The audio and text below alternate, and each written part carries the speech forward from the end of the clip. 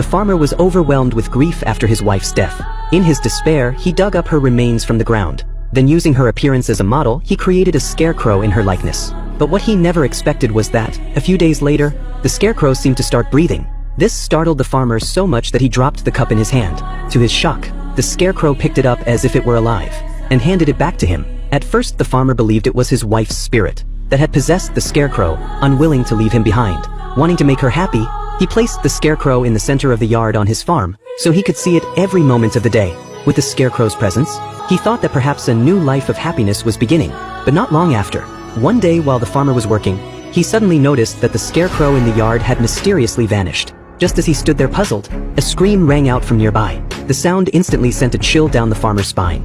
Sensing something was terribly wrong, he rushed toward the source of the scream. It turned out that a little girl had wandered into the yard by accident, and the revived scarecrow had mistaken her for a threat. By the time the farmer arrived, he found that the girl had already been brutally killed by the scarecrow. Only then did the farmer fully realize this scarecrow wasn't his wife at all, but a soulless, emotionless killing machine. To prevent more tragedies from happening, the farmer spent hours in painful thought. Before making a bold decision, he approached the scarecrow with determination. Because the scarecrow was made by him, it had no defense against him. Then without warning, the farmer lifted his cane and stabbed it into the scarecrow's heart. The scarecrow let out a cry of pain and finally collapsed, lifeless. Looking at the now motionless scarecrow, the farmer felt a deep sense of guilt. He believed it was his own creation that had caused the death of an innocent child. To atone for his sin, he picked up a gun and aimed it at himself.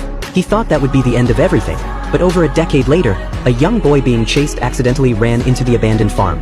And with his arrival, the sinister scarecrow was awakened once again.